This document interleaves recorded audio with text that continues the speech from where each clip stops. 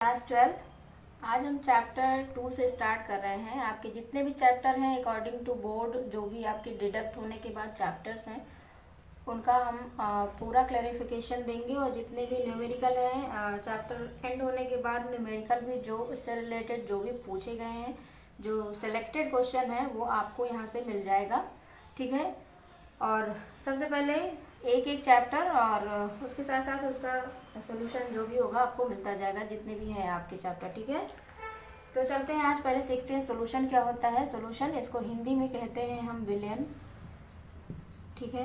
Billion billion जो है, जब सबसे पहले हम बिलियन होता क्या है ये जानेंगे। जैसे मान लिया कि हम किसी दो को या अधिक को एक साथ कहीं मिला देते हैं और वो हमें दिखाई नहीं दे रहा। ठीक है। हमने मान लिया ये हमारे पास एक कंटेनर था और इस कंटेनर में हमने पानी के साथ कुछ मिला दिया और ये मिक्स हो जाए, मुझे दिखाई ना दे। ठीक है। तो ये क्या हो जाएगा, एक तरीके का बिलियन हो जाएगा। ठीक है, यानी मिश्रण हो गया ये। तो सबसे पहले ये बिलियन बना कैसे। बिलियन बनाने के लिए भी ये बिलियन जो है किन्हीं दो घटकों से मिलकर के बनता है। बिलियन दो घटकों से मिलकर बनता है, दो घटकों से। ठीक है, दो घटकों से मिलकर के बनता है। और वो दो घटक कौन से हैं। नंबर 1 विलेय और नंबर 2 विलायक। नंबर 2 विलायक, इसको कहते हैं सॉल्वेंट और ये है हमारा सोलूट। ठीक, दो घटकों से हमारा मिलकर के ये बना हुआ होता है। एक विलेय, दूसरा विलायक। इसमें देखिए 3 वर्ड हैं, इसमें देखिए 4 वर्ड हैं।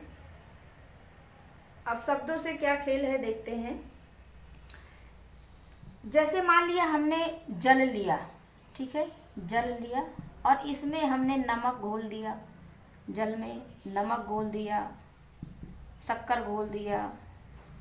जब घोल दिया तो क्या हो गया, अब देखते हैं इसमें किसकी मात्रा सबसे ज़्यादा होगी, घोलने वाले की या घोलने वाले की। ठीक है, तो जिसकी मात्रा सबसे ज़्यादा होगी वो क्या कहलाएगा, विलायक। और जिसकी मात्रा उससे कम होगी वो क्या कहलाएगा, विलेय। अब किसकी मात्रा ज़्यादा होगी, जल में ही तो घोल रहे हैं, इसका मतलब इसकी मात्रा ज़्यादा होगी।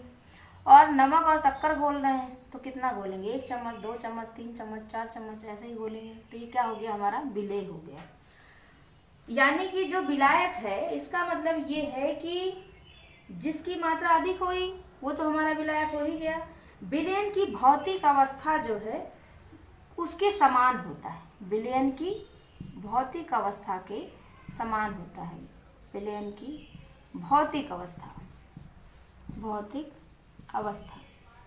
के समान, ठीक है, होती है।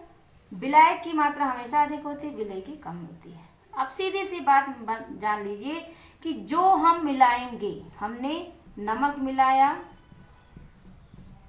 शक्कर मिलाया, ये क्या हो जाएगा, हमेशा सोलूट। ठीक है। और जो जिसके अंदर मिलाएंगे यानी कि वाटर, इसके अंदर मिलाएंगे तो ये क्या कहलाएगा, हमारा सॉल्वेंट। आपको पता है कि वाटर जो हमारा यूनिवर्सल सॉल्वेंट है। ठीक है, वाटर में हम इनको घोल लेंगे तो जल क्या हो गया, वाटर क्या हो गया, हमारा सॉल्वेंट। और जो घोला हमने वो क्या हो गया, सोलूट। और जब इन दोनों को मिला देंगे यानी कि विलेय और विलायक ये मिलकर के क्या बनाते हैं, दोनों मिल जाएंगे तो क्या बनाएंगे, विलयन बनाएंगे।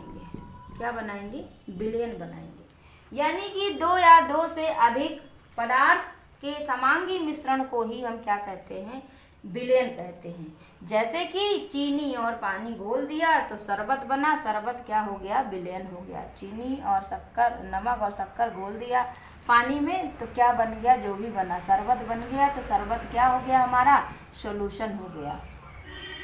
ठीक है, सॉल्यूशन हो गया, सॉल्यूशन हो गया।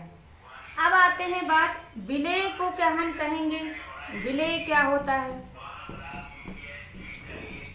विलेय का मतलब होता है विलयन में जिसकी मात्रा कम होती है बिलियन में, अभी अभी बताया हमने, बिलियन में जिसकी मात्रा,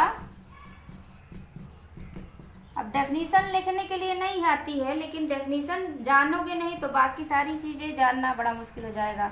या तो वही चीज़ें रट लीजिए, और रटने से तो कितना देर याद रहेगा आपको भी मालूम होगा। ठीक है, जिसकी मात्रा कम होती है। ठीक है, मान लिया हमने शक्कर मिलाया है तो कितना मिलाएंगे, क्या एक गिलास भर के, एक गिलास में थोड़ी ना मिलाए हैं, शरबत बनाने के लिए मिलाया है। ठीक है, नमक मिलाया है। और विलायक क्या होगा, जिसकी मात्रा अधिक होगी। जिसकी, विलायक क्या होगा, जिसकी मात्रा अधिक होगी। ठीक है, यानी कि वाटर। ठीक है, अब मान लिया कोई हमसे कह दे, एग्जाम्पल देखिए, मान लिया हमसे कहा गया कि 40 ग्राम एथेनॉल को हम जो है घोल रहे हैं कि 60 ग्राम जल में, 60 ग्राम जल में हम घोल रहे हैं। तो इसमें किसकी मात्रा ज़्यादा है, जल की। तो ये क्या हो गया, विलायक हो गया, और ये क्या हो गया, विलेय हो गया। और मात्रा क्या हो गई, इनकी मात्रा कितनी हो गई, 60 और 40 यानी 100 ग्राम। ठीक है, अब मान लिया दूसरी बात, मान लिया कि 10 ml हमारा ब्रोमीन है, 10 ml ब्रोमीन लिया हमने, और 50 ml क्या लिया हमने, फिनॉल ले लिया। अब जरूरी नहीं, घुलने का एग्जाम्पल हम नहीं ले रहे हैं, मेरा मतलब यह है दोनों को मिलाया जा रहा है। तो कुल क्वांटिटी, इसकी मात्रा कितनी हो गई, 60 हो गई। अब ज़्यादा कौन है, ये ज़्यादा है यानी ये विलायक हो गया, ये कम है यानी कि ये विलेय हो गया। इस तरह से आप जान सकते हैं कि विलेय क्या है और विलायक क्या है, विलयन के प्रकार पर। ठीक है, विलयन जान लिया, तो अब विलयन के प्रकार पर आते हैं। तो देखिए टाइप्स ऑफ सॉल्यूशन क्या होंगे, तो हम कैसे इसे जानेंगे। सबसे पहले अवयव की मात्रा के आधार पर, अवयव की मात्रा के आधार पर।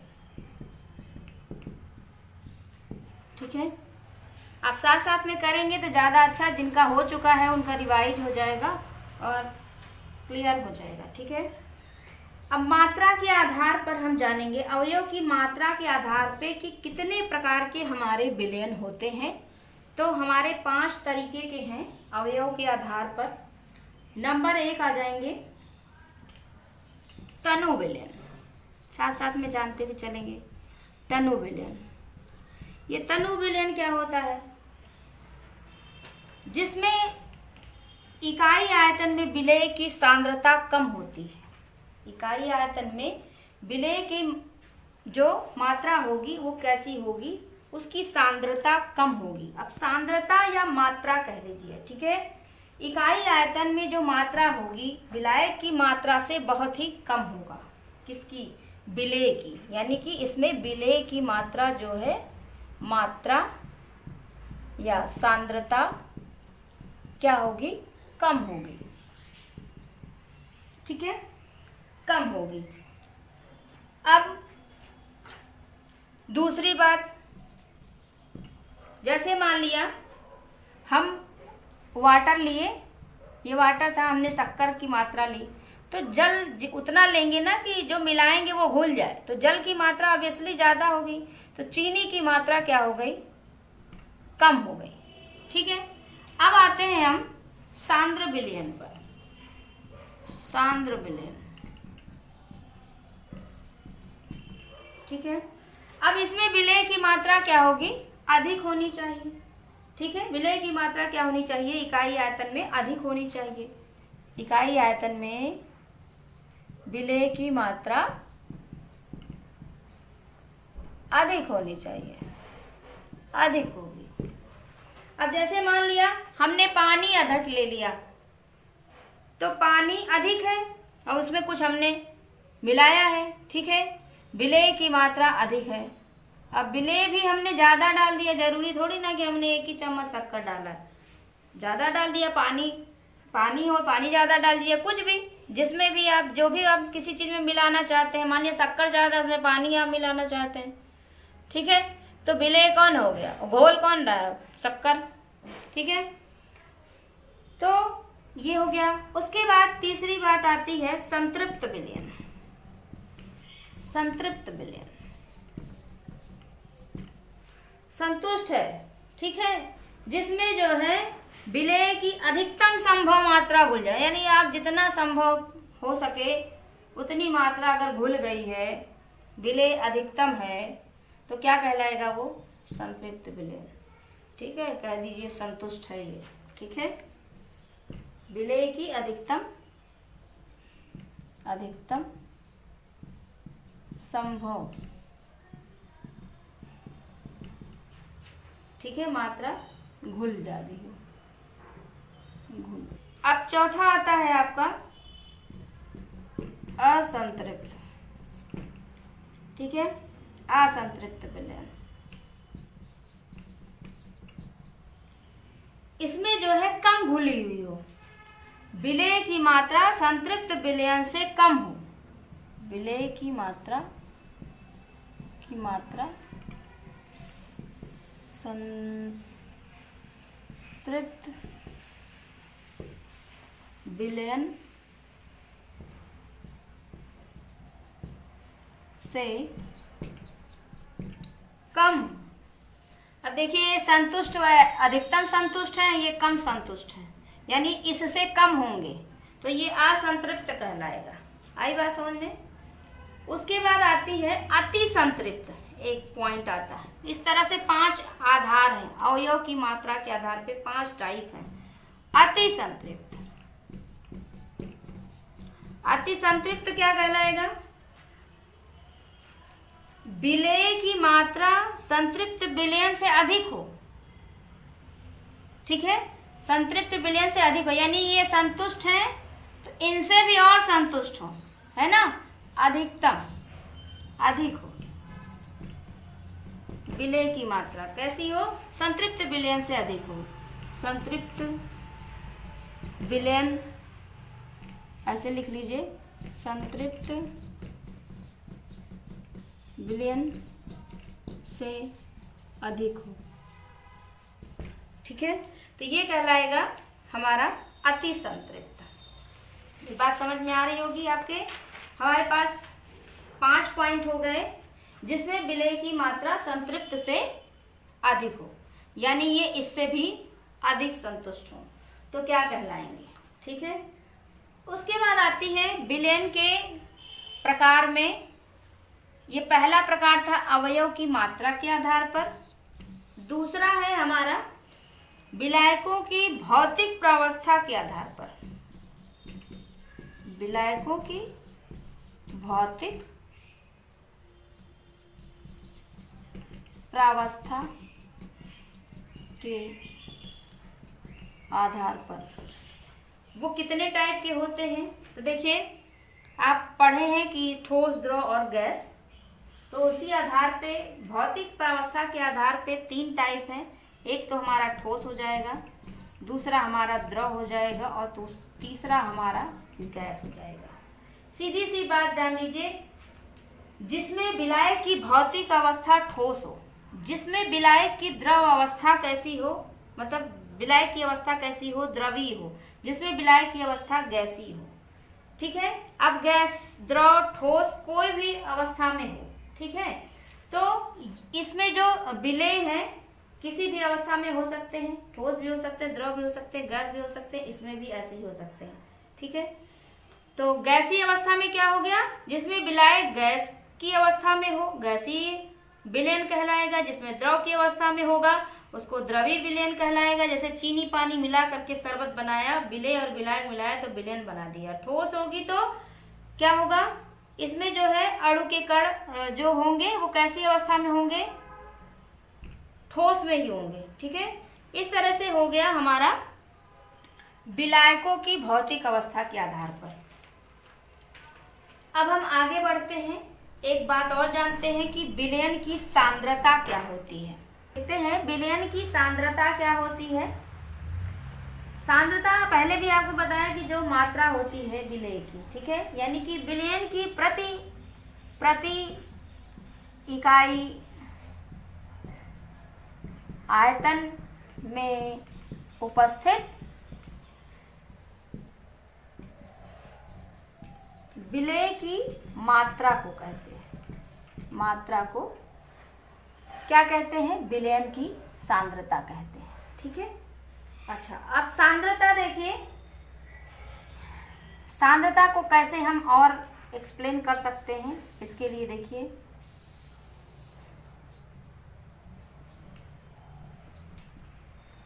प्रतिशत के पदों में,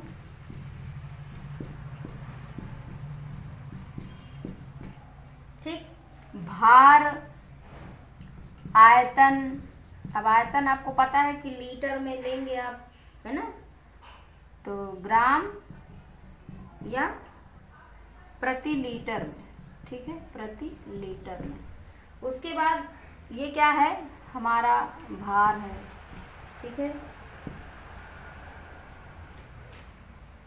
तो देखते हैं कैसे करते हैं। सबसे पहले प्रतिशत के पदों में देखिए क्या क्या होते हैं। द्रव्यमान प्रतिशत, द्रव्यमान प्रतिशत, ठीक है। उसके बाद आयतन प्रतिशत, आयतन प्रतिशत, और तीसरा आता है द्रव्यमान आयतन प्रतिशत, द्रव्यमान आयतन प्रतिशत, ठीक है। और जब हम भार और आयतन के अकॉर्डिंग आते हैं तो कौन कौन से प्रकार हो जाते हैं हमारे? पहली तो हमारी हो जाती है मोलरता, ठीक है, मोलरिटी बोलते हैं इसे। उसके बाद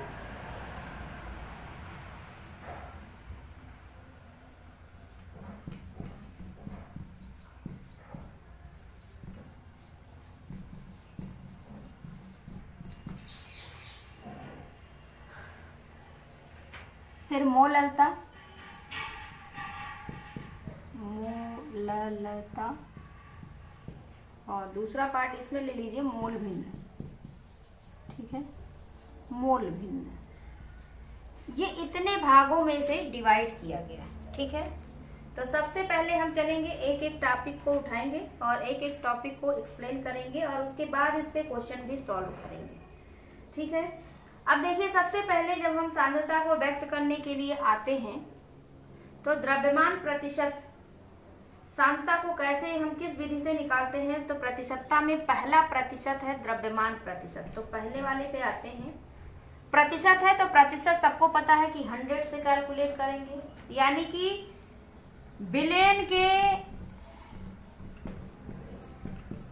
100 ग्राम, ठीक है, यानी कि विलेय पदार्थ की मात्रा जो कि 100 ग्राम विलयन में घुली हुई हो, विलयन के 100 ग्राम में कौन घुला हुआ हो? विलेय,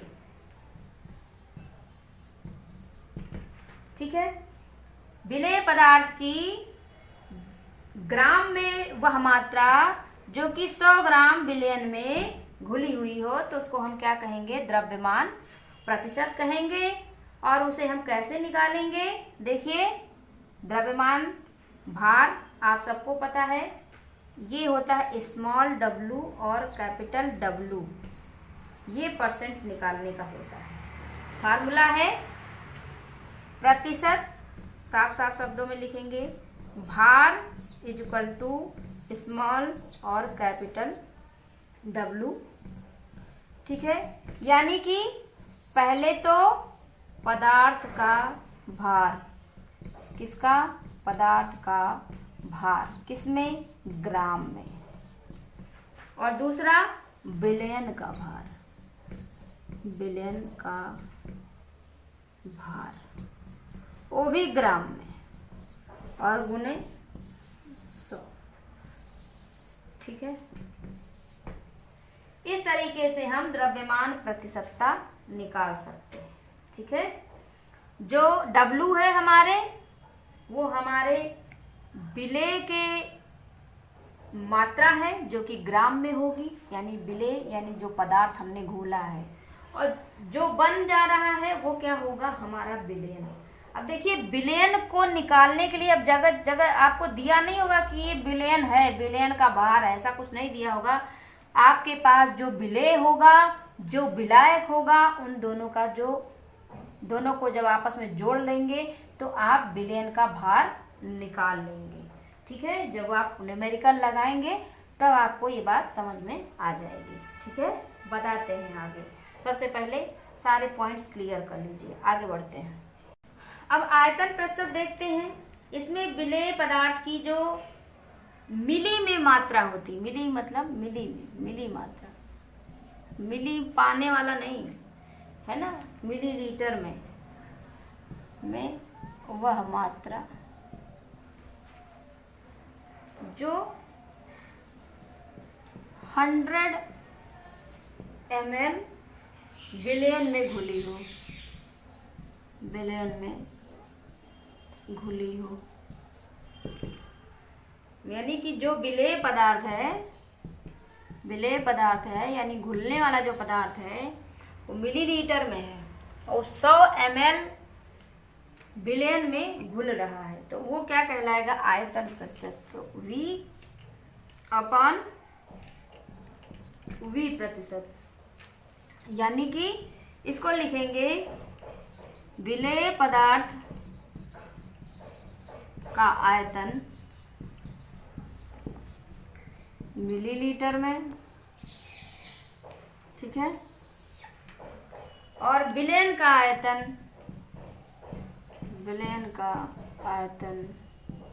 भी किसमें, मिलीलीटर में। ठीक है, सब मिलीलीटर में होगा। अब इस आधार पे क्वेश्चन देख लेते हैं तो शायद आपको अच्छे से क्लियर हो जाएगा। हमारा क्वेश्चन है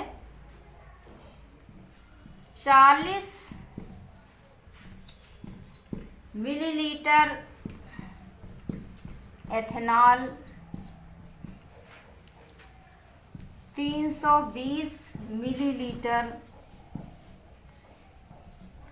जल में घुला है।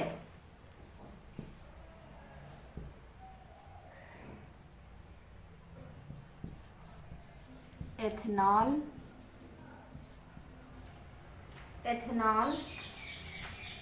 का आयतन प्रतिशत ज्ञात कीजिए। ठीक है, हमारा क्वेश्चन है 40 मिली एथेनॉल है और 320 मिली जल में घुला है। ठीक है, एथेनॉल का आयतन प्रतिशत हमको निकालना है। तो देखिए विलेय, अब पहले तो ये पहचान करिए कि कौन विलायक होगा कौन विलेय होगा। अधिक मात्रा किसकी है, इसकी है, यानी ये विलायक होगा, और कम मात्रा किसकी है, इसकी, यानी ये विलेय होगा। ठीक है, तो विलेय लिखिए पहले। विलेय कौन है, 40 मिली। ठीक है, ये कौन है, एथेनॉल है। ठीक, विलायक कौन है, अधिक मात्रा वाला सॉल्वेंट 320 ml। ठीक है, कौन है, वाटर। ठीक है, तो विलयन क्या हो गया, क्योंकि हमारा जो फार्मूला कहता है वो विलयन का आयतन कहता है, ना विलेय का और ना ही विलायक का। तो सबसे पहले तो क्या निकाल लेंगे हम, विलयन, है ना, विलयन निकाल लेंगे। विलयन क्या हो जाएगा, विलयन हो जाएगा हमारा विलेय और प्लस विलायक। ठीक, तो कितना कितना है, एक 40 है, दूसरा 320 है, ml में है 360 ml हो जाएगा। ये हो गया हमारा विलय। अब आसानी से आप लिख सकते हो, यानी कि विलेय यानी V, उसका आयतन कितना है, विलेय का आयतन कितना है, और नीचे किसका है, विलयन का आयतन है आयतन V से होता हमेशा, बिलियन का आयतन है, और यहाँ पे विलेय भी आयतन में है तो वो भी V से ही है, बस स्मॉल v से है, और मल्टीप्लाई 100, तभी तो आप प्रतिशत में निकाल पाएंगे। ठीक है, अब क्या हो गया, हमारे पास है 40 और ये क्या है 360 जो अभी आपने निकाला है, मल्टीप्लाई 100% है, 0 0 काट दीजिए, कितना आ गया 1/9 मल्टीप्लाई 100%, यानी 100 अपॉन 9% इक्वल टू आ जाएगा 11.11%। ठीक है, इस तरीके से आप क्वेश्चन सॉल्व कर सकते हैं अगर इस तरीके से आपसे पूछा जाता है। नेक्स्ट आता है हमारा द्रव्यमान आयतन प्रतिशत। अब देखिए विलेय की मात्रा ग्राम में, ठीक है, विलेय यानी जो घोलने वाला है, घुलने वाला, वो कौन है, ग्राम में है, और वो मात्रा जिसमें घोल मतलब बनेगा जो, वो क्या है 100 ml बिलियन में घुली हो।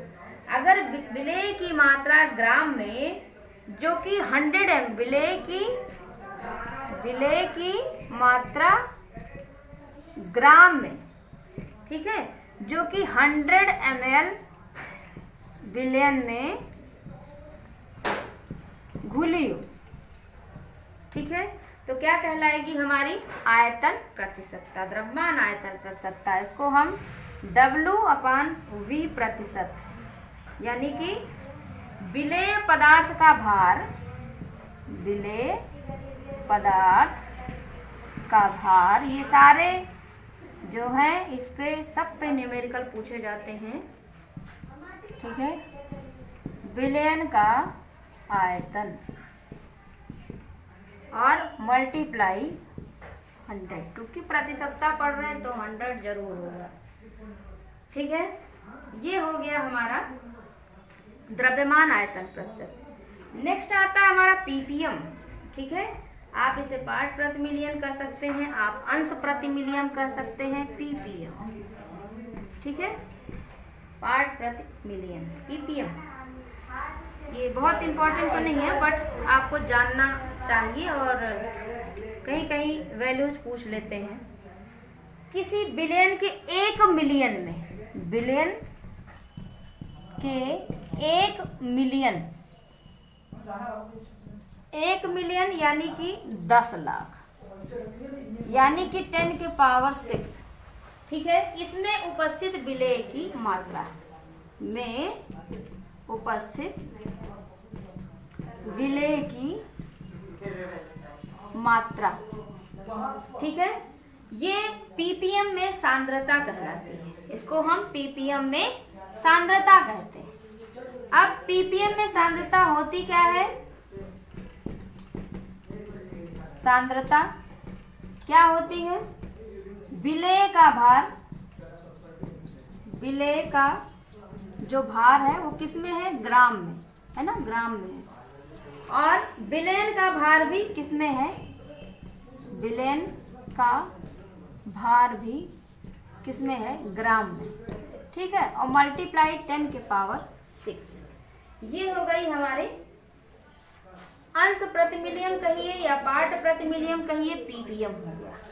नेक्स्ट में पढ़ते हैं हम, बीच में पढ़ लेते तब मोलरता पढ़ते हैं। मोलरता पढ़ना है तो सबसे पहले हेनरी का नियम पढ़ लीजिए, उसके बाद पढ़िए। ठीक है, पढ़ लेते हैं हेनरी का नियम। अब हम पढ़ेंगे हेनरी का नियम। जैसा कि हमने कहा, ये क्या होता है, ताप हमारा स्थिर है। ठीक है, ताप स्थिर है किसी गैस की द्रव में विलेयता जो होती है वो गैस के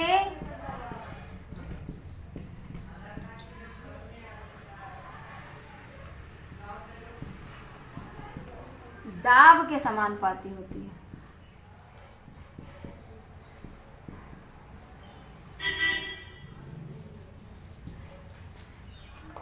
अभी न्यूमेरिकल के बाद इसके और भी लेक्चर होंगे। ठीक है, जब आपको रिवीजन होंगे, एक बार लिख लीजिए, पढ़ लीजिए, फिर लिखना नहीं रहेगा, ठीक है। स्थिर ताप है किसी गैस के द्रव में विलेयता, स्थिर ताप पर गैस के द्रव में विलेयता गैस के दाब के समानुपाती होती है, ठीक है। मान लिया हमारे पास देखिए एक बर्तन है, इसमें हमने जल भर दिया है, H2O है, और यहाँ पे क्या है, ऐसे बना दीजिए, और ये छोटे छोटे छोटे, ये बड़े बड़े बड़े, ये हो गया हमारा ऑक्सीजन, ठीक है। ये हमने जो है वाटर में, सबको पता है कि यहाँ पे ऑक्सीजन होता है कि नहीं होता है, ऑक्सीजन होता है। यहाँ पे किसकी मात्रा अधिक है, हाइड्रोजन की या ऑक्सीजन की? हाँ, देखिए m मास है, द्रव्यमान है, और ये हमारा है प्रेशर, ठीक है। इसकी जगह पे हम एक कांस्टेंट का इस्तेमाल करते हैं, Kp कहते हैं कांस्टेंट। इस समानुपाती चिन्ह का जब हम इसको हटाते हैं तो उसकी जगह पे एक कांस्टेंट का इस्तेमाल करते हैं जो है हमारा K। अब इसमें M K P में कौन कौन क्या है, सबसे पहले लिखेंगे घुली, जो गैस घुली हुई है, घुली हुई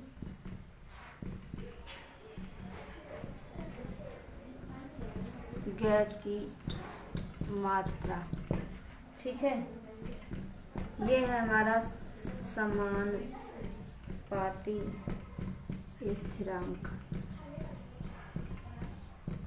ठीक है। और ये हमारा है गैस का दाब, ठीक है। आप हेनरी का नियम पढ़ रहे थे, ठीक है। तो हम इस कांस्टेंट में ये भी जान लीजिए Kp है, इस कांस्टेंट को हम यहाँ H लिखते हैं, क्योंकि हर जगह तो आप K ही इस्तेमाल करते हैं, तो ये किसका हो जाएगा, हेनरी का, ठीक है। और समान ताप पर सभी गैसों के लिए जो ये स्थिरांक मतलब KH है, इसका मान भिन्न भिन्न होता है। समान ताप पर अलग अलग गैसों के लिए इस हेनरी कांस्टेंट का जो मान होता है वो भिन्न भिन्न होता है, याद रखेंगे, ठीक है। दूसरी तरीके से भी हम इसे कह सकते हैं, तो हमने आपको बताया कि गैस के दाब के समानुपाती है। इसके अलावा भी कि किसी गैस का जो वाष्प दाब में जो उसका आंशिक दाब, मतलब कि वाष्प अवस्था में जब कोई चीज वाष्प भाप बन रही हो, उस अवस्था में आंशिक दाब जो है P, आंशिक दाब P, ये जो लिखा हुआ है, विलयन के गैस के मोल प्रभाज जिसको x से लिखते हैं, उसके समानुपाती होता है। तो आप ऐसा भी लिख सकते हैं कि P समानुपाती x, और फिर उसकी जगह पे भी आप, जब आपको मोल प्रभाज के क्रम में पूछा जाएगा तो आप ऐसा उसे बता सकते हैं, ठीक है, मोल प्रभाज के क्रम में। अब दूसरी बात, इसकी लिमिटेशन क्या है, इसके अनुप्रयोग क्या है। लिमिटेशन और अनुप्रयोग दोनों ही बातें पूछी जाती हैं। तो हेनरी के नियम की जो लिमिटेशन है वो ये है कि हेनरी केवल आदर्श गैस के लिए ही मान्य है, और आदर्श गैस सभी आपको पता है कि आदर्श गैस क्या है, आदर्श गैस के लिए ही मान्य है। दूसरी बात, ये हमारी लिमिटेशन है, ठीक है। और ये आपको जो बात बताई, ये कब आप यूज करेंगे, जब मोल प्रभाज के क्रम में आपसे पूछा जाएगा। दूसरी बात, आदर्श गैस के लिए ही ये मान्य होती है। दूसरी, इस ताप स्थिर, अभी आपको डेफिनेशन में भी लिखा आपने, ताप स्थिर और बहुत कम होना चाहिए। क्या होना चाहिए, बहुत कम होना चाहिए। यह आपसे क्वेश्चन बहुत बार पूछा गया है, ठीक है, बहुत कम होना चाहिए। और तीसरा कि दाब जो है उच्च होना चाहिए। दाब कैसा होना चाहिए, उच्च होना चाहिए।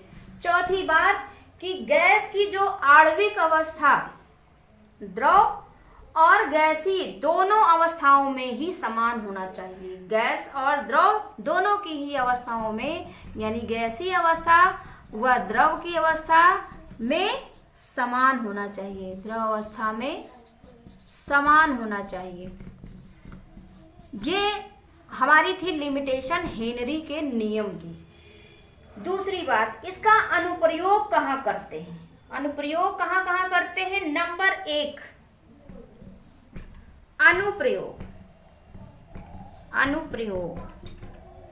अनुप्रयोग करते हैं सोडा वाटर। सब लोग जानते हैं सोडा वाटर, ठीक है। सोडा वाटर और जो ठंडे ठंडे पानी पीते हैं उसमें CO2 की विलेयता जब बढ़ाते हैं तो बोतल को अधिक दाब पर बंद किया जा सकता है, ठीक है। आप जैसे खोलते हैं ना सोडा वाटर, बड़ी तेज से प्रेशर के साथ सब बाहर आ जाता है, और जरा सा चूक जाइए तो क्या हो जाएगा? सब गिर जाएगा, ठीक है। तो उसकी विलेयता बढ़ाने के लिए हम इस नियम का इस्तेमाल कर रहे हैं, ठीक है। दूसरा, जब गोताखोर हमारा समुद्र में जाता है तो सांस लेने के लिए वहां पर भी इसका उपयोग करते हैं, क्योंकि वहां पे गोताखोर के लिए जो हीलियम होता है वो हमारा होता है 11.7%, नाइट्रोजन जो होता है वो होता है हमारा 56.2%, और ऑक्सीजन जो है वो होता है 32.1%। इस मिश्रण का प्रयोग करते हैं, होता नहीं मतलब इतना चाहिए, इसलिए इसका हम प्रयोग करते हैं। यानी कि गहरे समुद्र में सांस लेने के लिए गोताखोर को इतनी आवश्यकताएं होती हैं। ये सारे मिश्रण का हम प्रयोग करते हैं। ये हमारे 2 अनुप्रयोग हैं किसके? हेनरी के नियम के। इसके बाद हम पढ़ेंगे मोलरता।